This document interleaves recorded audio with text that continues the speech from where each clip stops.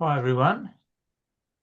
We'll just give people time to join.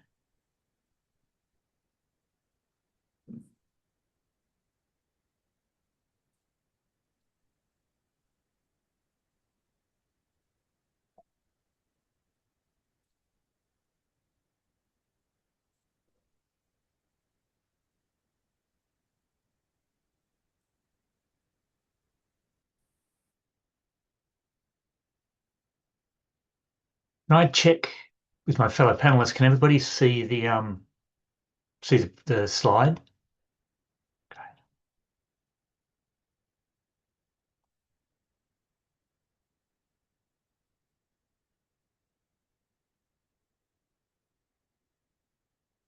Thanks everyone. Yeah. So we will. So let me just begin by saying thanks to everyone for joining the session today about the Receive webinar. So my name's Anthony Manahan, and I'm the Director of Student Mobility and My eQuals at HES, and we manage My eQuals on behalf of the sector with our technology partners in Structure.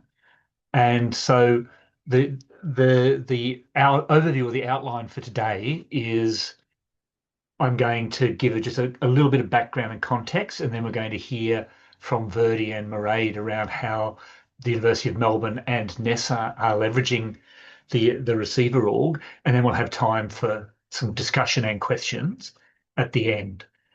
If you want to put questions in, please, there is the Q&A feature. So if you can put your questions in there, we can go to them at the end.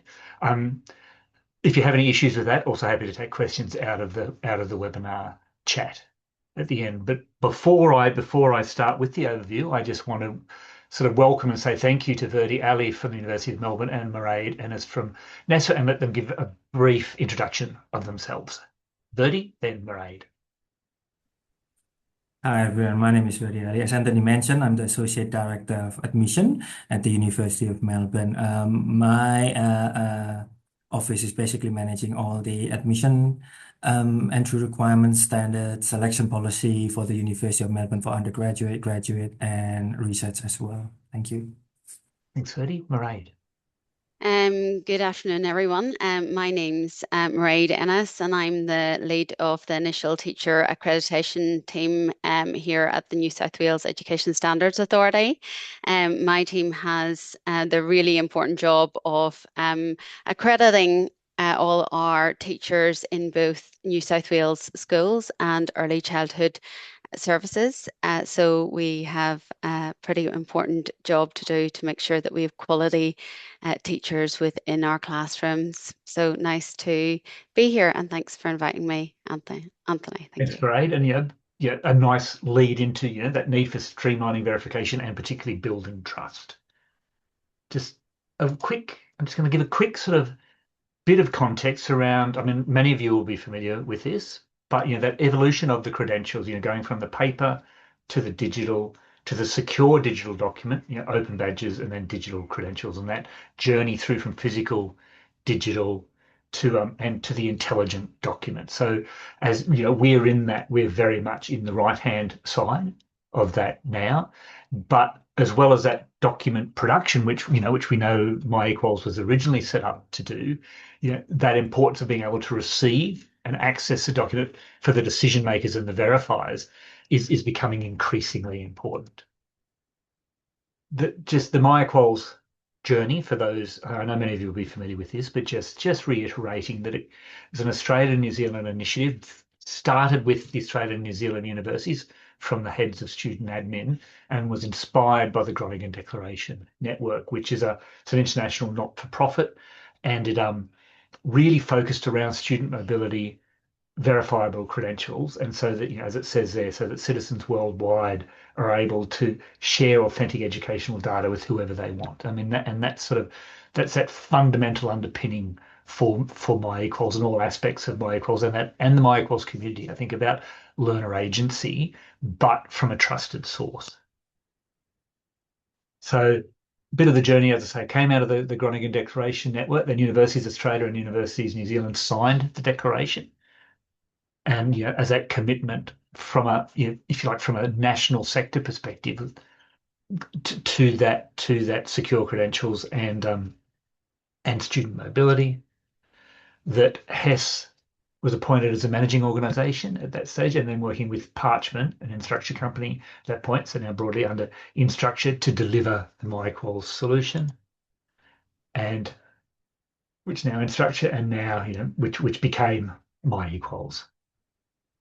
Just very quickly, just a bit of a snapshot of where we are now. So MyEquals, moving from the 47 the original universities, founding universities, we now have 126 providers issuing through the platform, over 135 countries accepting verified records, and us accepting from there as well, which Verdi will touch on a little bit more in the Melbourne Uni experience, as well as Mairead from the verification side. 100% trusted, and that's the fundamental key element to MyEquals, whether it's issuing or receiving. It's a trusted ecosystem. It's a trusted network, so that if you're issuing through or receiving from, that you don't need to check it. You know that it's from the source. And we now have over 3.5 million learner accounts created, over 10.5 million learner records shared, and over 3.5 million academic records and badges issued. And initially, and particularly both from an issuing and receiving, I mean, the focus was on the more traditional academic records, say transcript, statement of attainment, etc. But there's now been increased work around, badges and micro credentials, which MyEquals, of course, as a platform supports, both from an issuing perspective, but also that ability to receive, particularly under the curated learner profile. So again, extending and building on that trusted ecosystem it was really important. And just emphasizing that, I guess those original drivers which apply equally now for MyEquals, that fraud prevention and security, student mobility, digitization, the student experience, the operational efficiency, and of course operational costs. But I mean, for me, the big one is always the student mobility, and in potential that fraud prevention and security. I think that's a really important factor, because trust is at the heart. Just wanted to, I think it's timely as well that we're talking about this now, because that tertiary harmonisation, which we've heard, both in the coming out of Job Skills Australia in particular, but the government more directly, and that need to build the bridges between higher ed and vet, and for it to be omnidirectional. And also, I heard it described by an academic from Curtin as it needs to be porous pathways. It needs to be able to go both ways. So a platform where you can trust the credentials that are being moved and assessed, where people are assessing moving backwards and forwards, is really, really important. But also, that ability for employers or verifiers or other professional bodies to be able to know that a record shared through MyEquals is from a trusted source, doesn't need to be verified, and therefore, reducing the time to the workforce as well. So I think it's really important in this context that tertiary harmonisation as well. And very quickly, for those who aren't, this is the high level, if you like, view of how does MyEquals work. So it's issued by the education provider to the learner or to the student. And as I'd mentioned before, then it's all about learner agency. It's up to the learner about how they share that. And so that's at the heart. And then there's the verifier or the receiver, who could be another university. If it's for admissions, it could be a professional body, such as NESA around accreditation. It could be an employer. And so it's that trusted triangle, if you like, so that if you're receiving a document through MyEquals or from MyEquals, that it's from the trusted source. So now looking a bit more closely at the receiving and verifying, which of course is the primary focus today. So we're looking at the verifier component of the trust triangle. It's well, not surprisingly, the primary benefit is around trust, being able to knowing that you don't need to verify it, that one-click verification. It's got learner consent and data privacy elements are covered. You can streamline admission processes from a university perspective, but also streamline, assessment processes, whatever that form of assessment is, whether it's for accreditation, whether it's for employment. and that ability to help alleviate the peak volumes. And I know that Verdi and Mairead will talk about both of those sorts of areas from their perspective shortly. And again, removing the manual time-consuming tasks. There are a number of ways you can set up as a receiving organization. So there's a portal, which means that the student, if I go into my learner portal and I can see these are all my documents issued from various universities, could be official documents, could be badges, so the testamen transcript, etc., or the competency-based badge. I can then choose who to share it with. So I can and if the receiving organization is sort of set up as an RO and in the portal, then I can select them within the portal to actually share my documents with them. So that's the most secure method and the most efficient. Of course, the learner can send it via email or can include a URL in another process. But if you're part of the ecosystem, it's even more secure and certainly more efficient.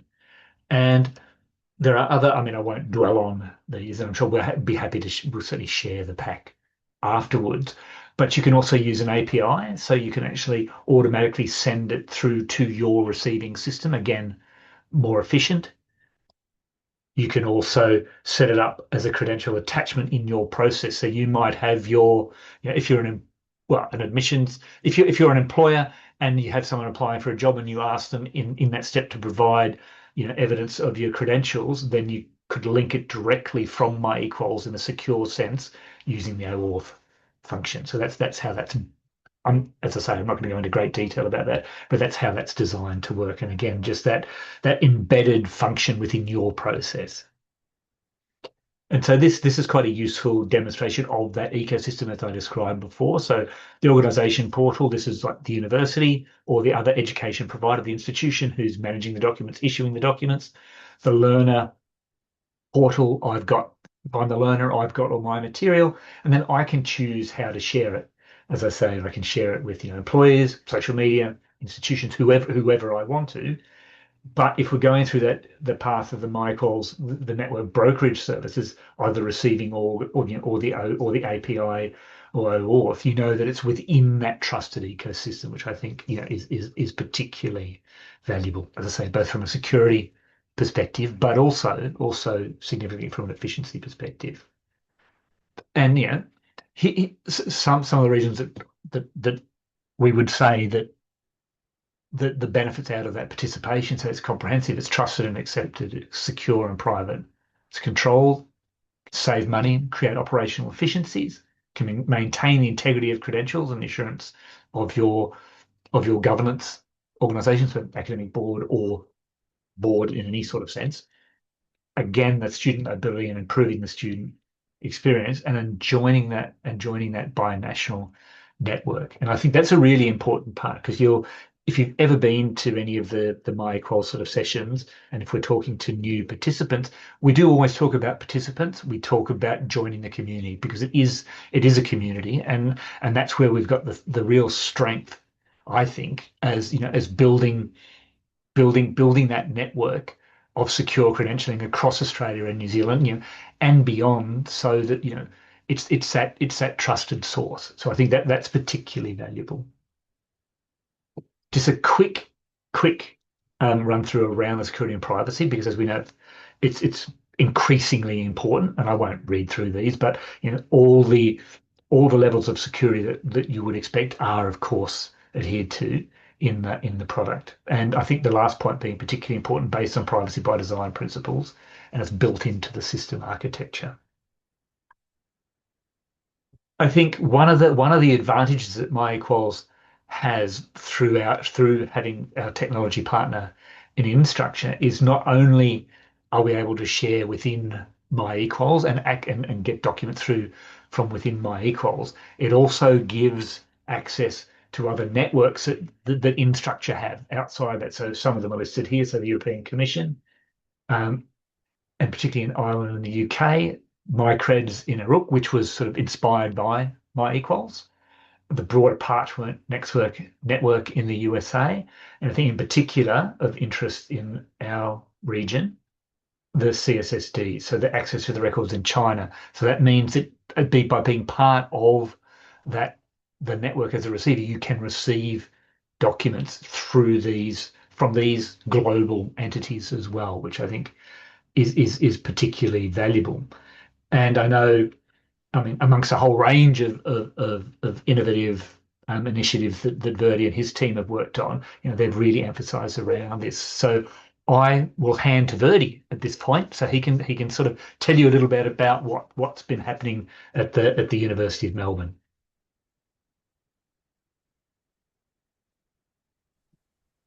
Thanks, Anthony. Can you hear me okay? I can. Okay, good. So Anthony already shared quite a lot of information on how MyEquals works for a lot of institutions in Australia. So what I'm going to do is just to go through some of the things that we implemented here at University of Melbourne. So on this slide, you can basically see three different areas from MyEquals, CSSC, Digital VIA, Parchment, and MyCreds. So the first one, which is the MyEquals CSSD and Digital VIA, these are the platform where we use to receive source and verify digital transcript. So applicants studying in Australia, New Zealand can either, they have option like what Anthony mentioned earlier to email their transcript or share their link directly through MyEquals. We also have access to the portal where we can receive all the transcript in one location. Now, for applicant who studied in China, they will definitely need to log into the CHSI website and nominate University of Melbourne so that we can retrieve the verified transcript. Now, those are the things that are very, very important for us because we receive quite a number of applications coming through Australia and China as well. So the second one is Parchment. I think about a year ago, we started seeing a number of fraudulent documentation, or basically transcript, coming in from a number of US university. So my colleague from compliance, Felicity, I'm not sure whether Felicity is here, we discussed about different things on how we can minimize the risk and also not putting burden to the team to do a back to source checking. So this digital verification is very, very useful for us in reducing the actual workload for doing the back to source checking. So student using Parchment, again, need to log into Parchment, do an order now, search for this institution, and then send the transcript to the university and choosing the option that they are sending it if they want to send to another individual. We ask them, although sometimes a bit difficult to identify with Parchment, so we ask the student to sort of indicate the student ID or application ID so that we can match the application with the application in our system. The last one is MyCreds. So for us, we always try to find a provider that can help us with verification of transcript from around the world. Now, Canada is the next one that we are looking into introduce and mandate all applicants to go through MyCreds, or if the institution are able to send that transcript directly to us. But if they are not able to, then potentially from next year onward, we are currently still finalizing a process where we are mandating all applicants coming from a Canadian institution to submit their verified documents through MyCreds. So across all these methods, the process for our admission staff is the same. We receive a secure digital transcript. We upload them to the application record, but if we can access them to the portal, the receiver, then we don't have to do all that because we can always check. Once we do that, then it will definitely speed up the process and basically improve accuracy, admission accuracy. I've also added the link to our website where basically we mention all of this. Next slide, please.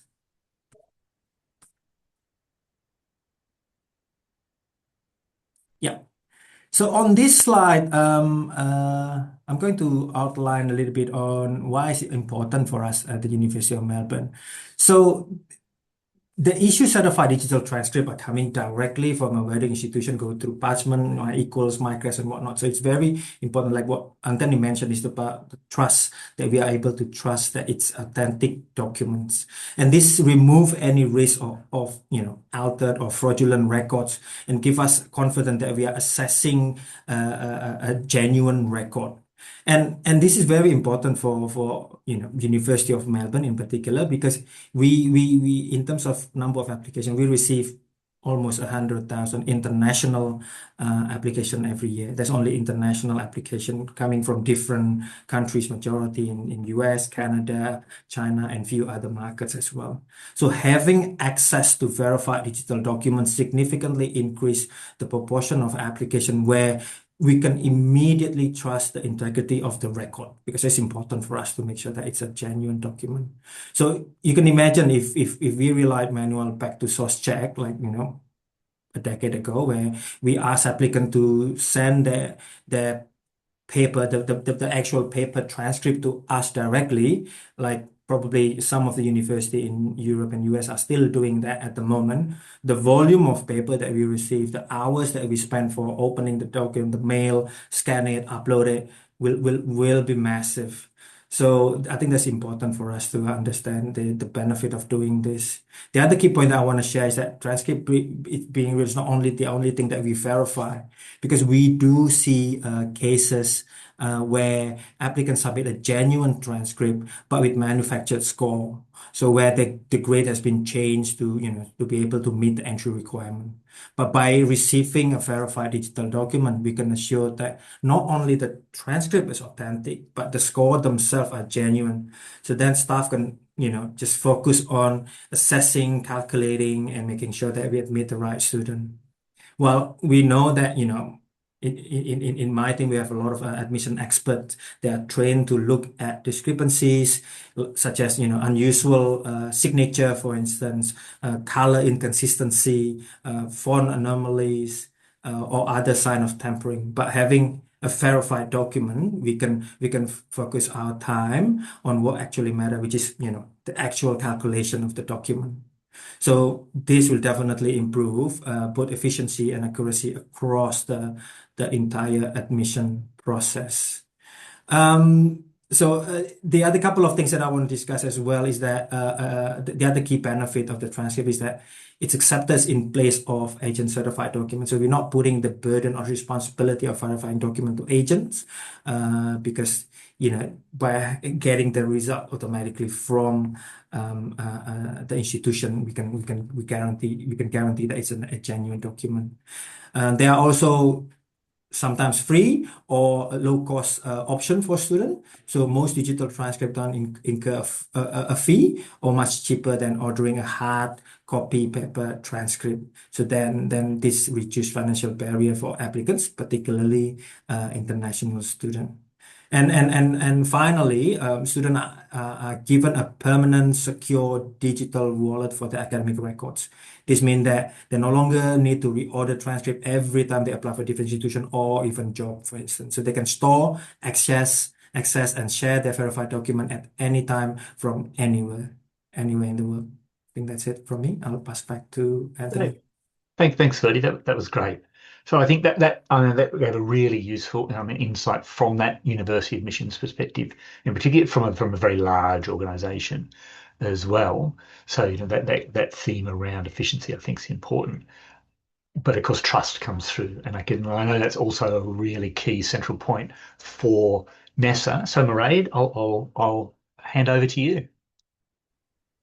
Thanks so much, Anthony. And it was great to hear from Verdi there, because as I suppose a receiving organisation, we're at the other end as well, and that 126 universities within Australia and New Zealand is really important to us here at NESA, because we really want to work in partnership with our universities to make sure that we streamline that, I suppose, that data sharing, and make sure that we have, as I spoke about before, those verified qualifications that allow our teachers to get into the classroom. I will give you a little bit of context because the word accreditation is actually quite specific to New South Wales. So in other states or territories, they refer to it as teacher registration. We refer to it as accreditation. So just to give you a sense of the numbers that we are talking about, we had over 9,000 teachers accredited last year.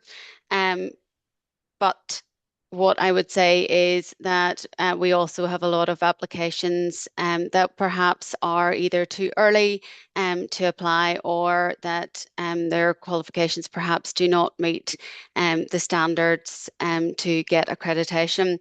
So it's really important for us to make sure that we have that verified transcripts and testimers, or degree certificates, we sometimes call them, so that we can be sure that we are making the right decision to give our teachers, permission to be in the classroom as such.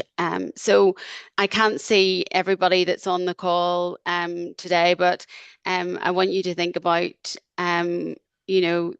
would you want to know that your children, or whether it's not your own children, are being taught by qualified quality teachers? And I think I don't even need to see hands up. I think we can all agree that that's really important to us all. So we do have a really key duty of care to make sure that we are verifying credentials, that people have the equivalent qualifications that we would expect here within Australia.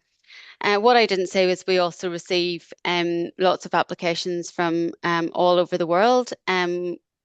Outside Australia, our two biggest overseas applicants come from the UK and Ireland, and I know Anthony, that was one of the big draw cards as well, which you spoke about earlier. Is the idea that this is an evolving space, and certainly UK and Ireland universities are becoming more and more on board. So we're really keen. That was something that was really attractive to us as an organisation. I suppose going back a step also, we did a visit to another teacher regulatory authority, and we could see that they had access to eQuals and access to the platform. So it was something in terms of being able to streamline for our applicants that I saw a real benefit in using the platform. And I was able to see firsthand from that other teacher or TRA, Teacher Regulatory Authority, how they were utilising it. So early 2025, as part of our, trying to streamline the application process, you can imagine there's quite a lot of pressure on our team to make sure that we get teachers into the classroom as quickly as possible. So we wanted really to introduce that ability for our applicants to share directly with us, and we are receiving organisation, so they're able to go in straight away, share, and we know from our end that that is a verified document. It's not going to be held up. I did a little screenshot there of what we don't accept. I have to say, we get a plethora of things submitted as part of an application, whether it's screenshots and blurry screenshots, or like confirmation of enrollment documents. We get a multitude of things. And I suppose we really wanted to streamline, like, give us it via the eQuals platform. We won't be going back and forth with you. And we actually really do a call out that this will help you to get your application assessed as quickly as possible, because as Verdi says, it really then allows us to expedite that assessment process. So I'd be very much in agreement with that. So it really supports that user experience as well, because the they automatically share it with NESA. And one of the really beneficial things was that we were able to work with Anthony and the team to ask questions that we needed to be answered. So we have, for example, a NESA number. We were able so they were able to input that, or questions, the level of accreditation that you're applying for. So they were really able to, I suppose, make that like specific to what we needed, which was really beneficial. So in terms of, we're able to really streamline, I would say, for applicants, and that's the biggest part of this. But we're also able to streamline from an operational perspective as well. So quicker for the applicant, quicker for our team. And as you can see there, I've just given you a bit of a snapshot. We really do call out on all our correspondence, like, this is the easiest way, this is the quickest way that you can do it. We do have access to the portal at the moment, but we are hoping to move to that API as well, which will be the next step in our, I suppose, the phases of integration of this this system. But I suppose, at the end of the day, we're in a digital world, and the fact that universities are very much on board with this system was a big draw card for us as an organisation and a service. And at the end of the day, very much we are a service provider, so we are, serving our teachers. So we definitely don't want to be an impediment to anybody getting into the classroom as quickly as possible to support our students. So hopefully that gives you a little bit of a sense, but I'm really happy to take questions afterwards as well. Thanks, Mairead. That was great. So just a reminder to everybody, if you do have, if you do have any questions, if you want to put them in the Q&A or in the chat, that's completely fine.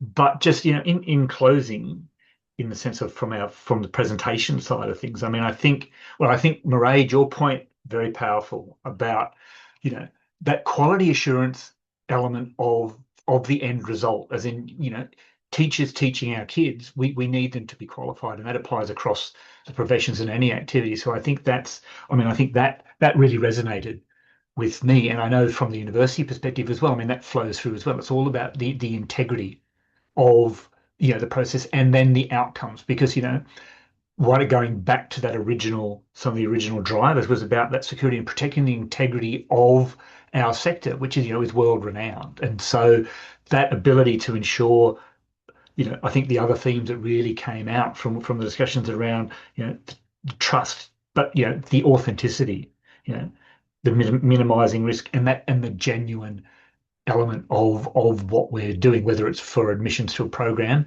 or accreditation for a profession. I think you both, I think, really nicely illustrated from those perspectives the importance of that, and the benefits of being part of that MyEquals community from the receiving side. I think at the moment we've got about 30 plus receiver orgs, and so I would encourage everybody who's on the webinar to think about, if you're currently an issuer but you're not a receiver, is having a think about, well, using the experience of both Mairead and Verdi about some of those benefits that might bring to your organisation, and then certainly, please, if you are interested, follow up with us. But I guess a question for you both, and Mairead, I might start with you.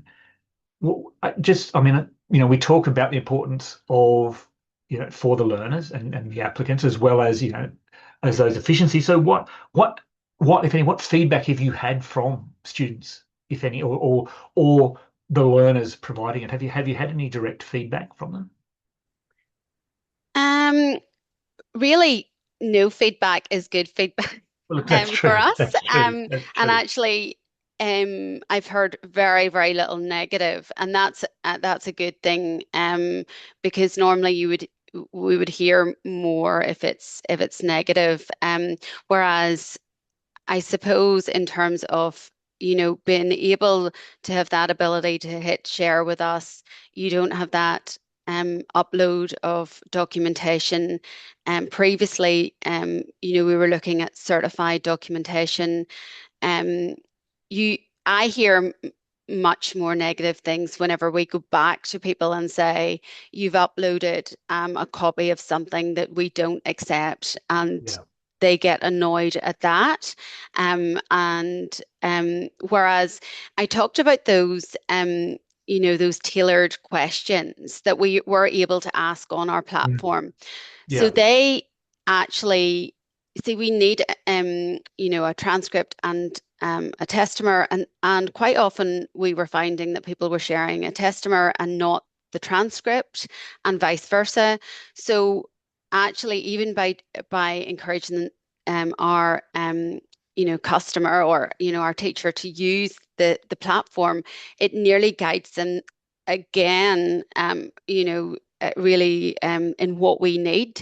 So we're seeing, that it prompts them then to say, well, if you've shared a testament, we need a transcript as well. So then that creates efficiencies for my team, because whenever we go to assess their application, the actual documentation is there, but it also creates less burden for the teacher who is actually applying, because they know then that they've been guided as well to do and supply the right things. So I suppose, look, I haven't heard certainly any negative feedback. Right. I don't really think you could, because it's pretty strict.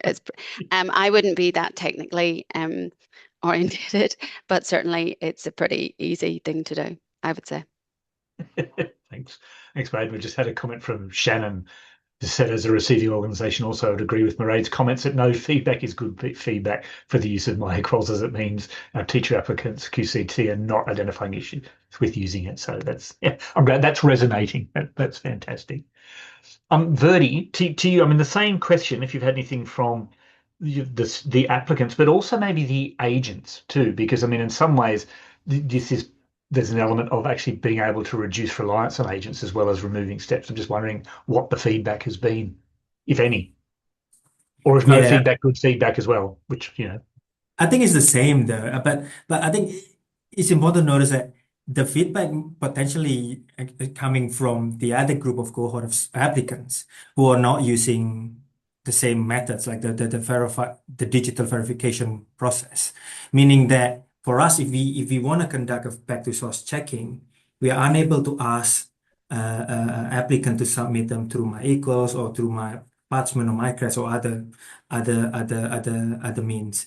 So that means we have to send the email to the institution themselves and ask them, can you verify whether this is actually a genuine documents? And quite a number of times we receive those response very, very late. That means applicants following up with us. What happened with my application? I've submitted my application for a while. I haven't heard anything. But because we need to make sure that documents are actually a genuine document, we can't proceed until we receive a confirmation from the institution. But those students who are submitting through my equals, Micrest, Parchment, we can automatically receive them. We can see, we can calculate, and then proceed with the assessment. So it's again, from applicants' experience point of view, it's beneficial for them to send the documents to institution, including Melbourne, Yeah. University of Melbourne, through these kind of platforms. Fantastic. Thank you. So look, another question, and I'll start with you on this one, Verdi, too, then I'll come to you, Mairead. So given where the world is now, how things are going, what do you think is next? What do you think we need to be thinking about as the next step? What's the future looking like around sort of, if you like, the document sharing and receiving? I think for me, there's a lot of opportunity. I mean, I've been trying to talk to my colleague from other institutions as well, where we are sitting on a significant amount of data, and we could use this, to make our work easier in a way that we can automate certain things. at the moment, my understanding is that different institutions are meeting their documents in different format as well. So when we have a standardization, we could use the records. I mean, at the moment, we are calculating it manually. I mean, hopefully in the next, I don't know how many years from now, Micros will be able to sort of digitalize the score and whatnot. So then institution can just get the data, automate the calculation, and issue outcome to applicants directly. Because again, it's about trust. We trust the score. We trust the data. Every institution have minimum score for all their programs. So just connecting the two between the institution entry requirements and the data that are currently sitting in with MyEquals. Thanks, Verdi. Mairead, before I jump to you, we've actually had a couple of questions in the chat. So from Laris Education, saying considering that Australia is moving towards USI becoming for mandatory for higher ed as it is now for vet, how would MyEquals fit in? Will this be predominantly for overseas qualifications?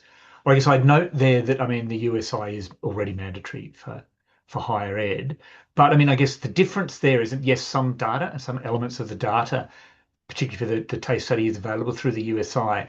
But MyEquals and the digital document service, it's about the production of the actual document.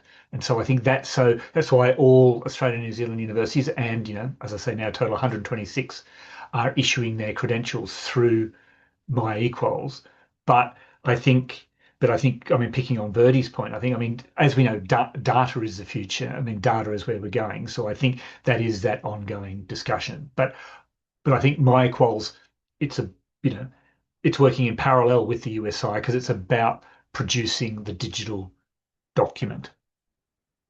So I hope, Laros, that answered your question. Cassie asked, if we send the transcript to students via MyEquals, can they send to a third party for education verification, or only education provider can do the verification? I think the key one there is if the student shares it from their learner portal, so they can share it with an email, they can put a pin on it, they can put an expiry date on it, but then it doesn't need to be verified. The whole point, in some ways, what was fundamentally underpinning MyEquals from the start is if it's shared from MyEquals, whether it's through the receiver org or an API, or if it's via email or through a link, then you as a receiver, you don't need to verify it because it's from a trusted source. So in that sense, I think, yeah, so that's, I guess, the fundamental there. So I think, Cassie, you mentioned also like WES verification. So no, it doesn't need to be verified.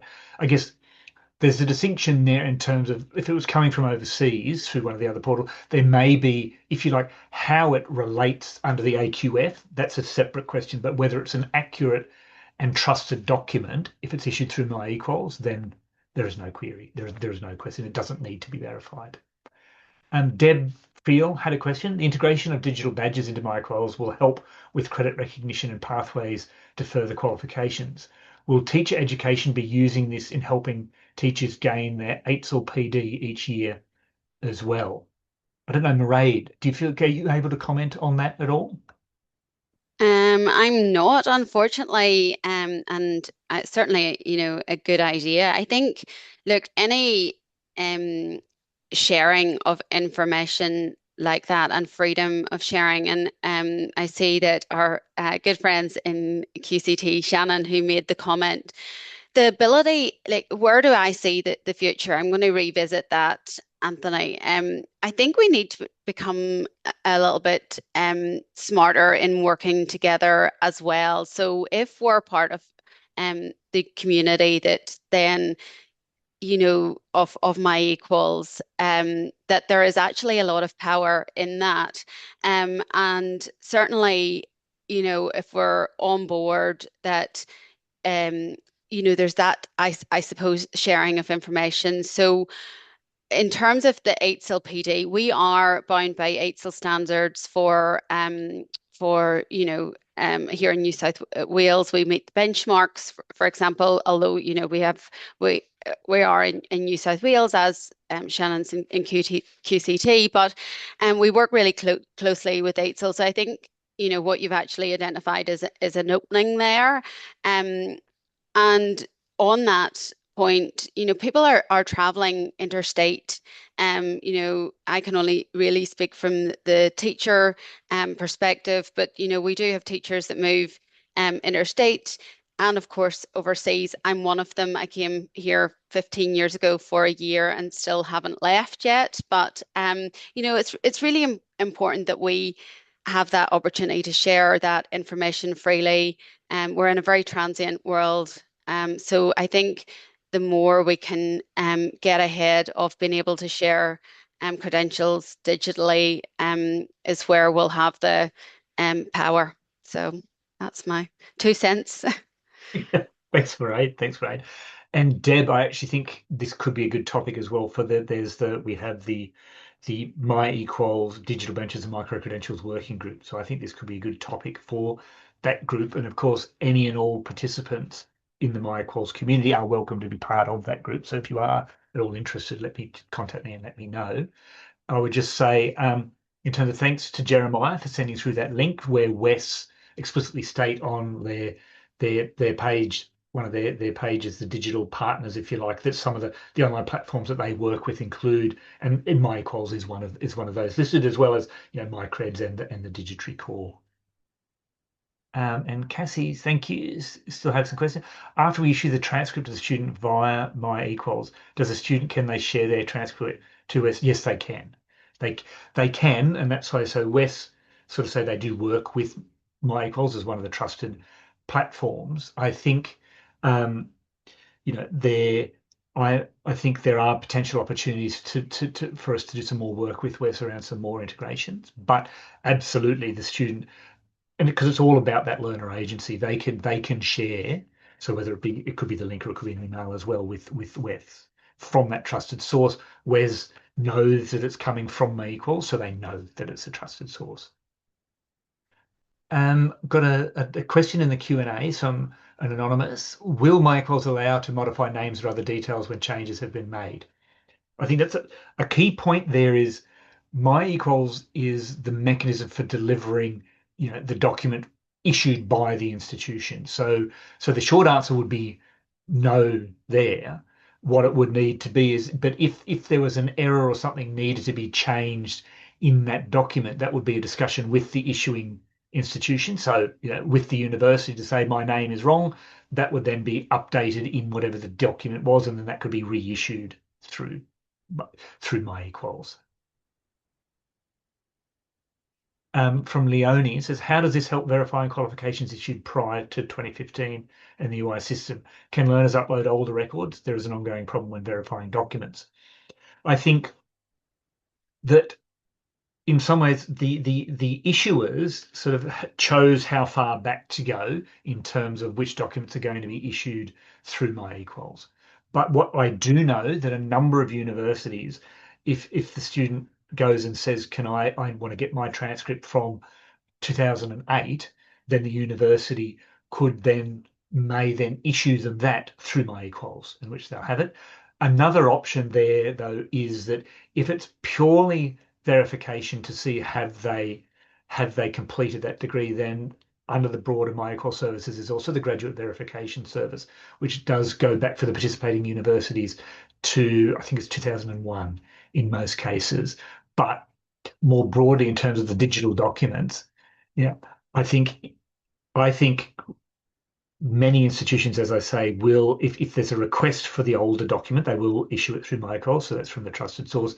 If the student is providing a document they were already sent, then there is, then potentially there's a graduate verification service, or that is still manual. I think that's an area for opportunity. I think where we could do some potentially more work with institutions around that. And Cassie, I'm glad that that's clear now. We're coming up to time. Does anybody have any final questions or comments?